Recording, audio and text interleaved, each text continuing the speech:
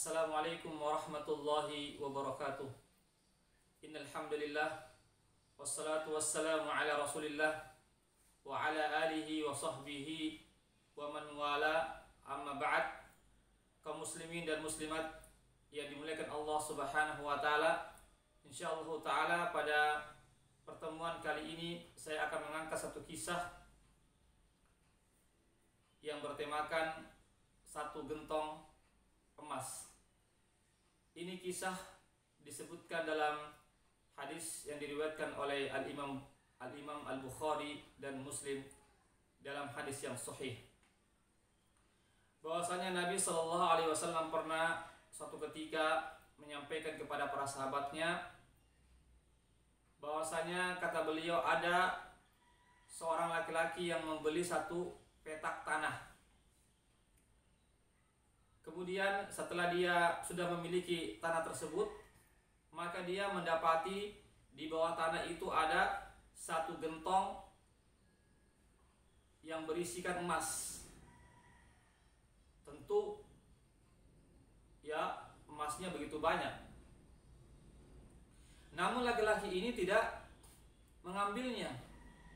Justru dia mengembalikan kepada si penjual. Maka laki-laki sang pembeli ini pun mendatangi sang penjual dan mengatakan, "Wahai fulan, saya telah mendapatkan satu gentong emas di tanahmu ini yang saya beli.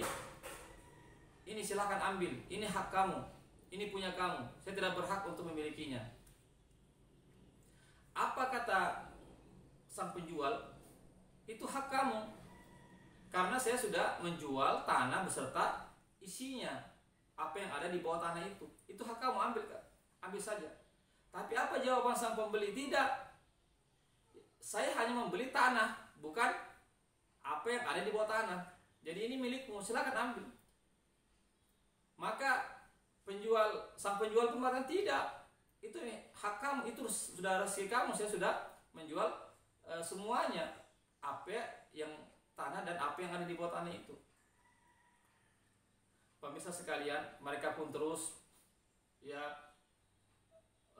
memperdebatkan masalah ini. Akhirnya mereka pun mencari seorang penengah untuk menyelesaikan kasus mereka berdua. Maka didapatlah seorang laki-laki yang bijak yang bisa memutuskan perkara ini. Apa kata laki-laki yang menjadi penengah tersebut? Dia mengatakan kepada laki-laki yang pertama, "Apakah engkau memiliki seorang anak laki-laki?" Iya. Kemudian ditanyakan lagi kepada laki-laki yang kedua, "Apakah engkau memiliki anak perempuan?" Mengatakan iya. "Kalau gitu kawinkanlah mereka berdua. Kawinkanlah anak laki-lakimu dengan anak perempuanmu dengan mahar satu gentong emas." Akhirnya dinikahkanlah jamaah sekalian dengan mahar emas kawin satu gentong emas. Demikianlah pemirsa sekalian, buah dari kejujuran, buah dari sifat qanaah, merasa cukup, tidak tamak terhadap harta, buah dari sifat menjaga harga diri, buah dari sifat amanah yang mengembalikan hak orang lain, amanah kepada orang yang berhak menerimanya. Semoga kisah yang singkat ini memberikan inspirasi kepada kita, pelajaran yang berharga bagi kita, agar kita menjadi orang-orang yang tidak tamak terhadap dunia, orang yang qanaah sebagaimana sang pembeli tadi. Seandainya dia adalah orang yang tamak, seandainya dia adalah orang yang mengejar dunia, maka dia tidak memberitahukan kepada sang penjual bahwasanya dia telah mendapatkan satu gentong emas. Satu gentong emas ini begitu harta yang begitu banyak. Tapi karena sifat kanaannya itulah dia merasa cukup, apa yang ada, tidak menuntut lebih daripada apa yang dia butuhkan, sehingga dia pun rela mengembalikan. meskipun sebenarnya itu adalah hak dia, tapi dia tetap tidak mau. Sebagaimana sang penjual mengatakan, itu sudah hak kamu, saya sudah menjual tanah beserta isinya. Ini juga jamaah sekalian, juga kita ambil pelajaran pada sang penjual ini memiliki sifat iffah, menjaga kehormatan.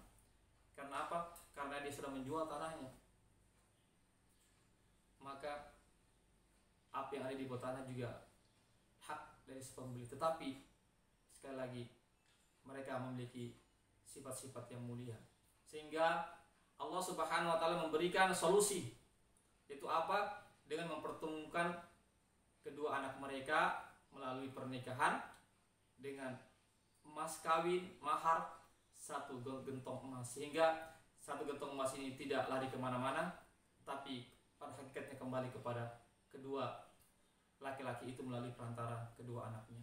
Itulah buah bagi orang yang jujur, buah bagi orang yang amanah, orang yang menjaga harga diri. Semoga kita pun juga demikian, menjadi orang-orang yang amanah, orang-orang yang menjaga harga diri kita, orang-orang yang senantiasa menyampaikan amanah kepada orang lain, dan orang yang senantiasa jujur, orang yang qanaah, tidak tamak terhadap dunia ini. Demikianlah, wabillahi taufiq wal hidayah. Assalamualaikum warahmatullahi wabarakatuh.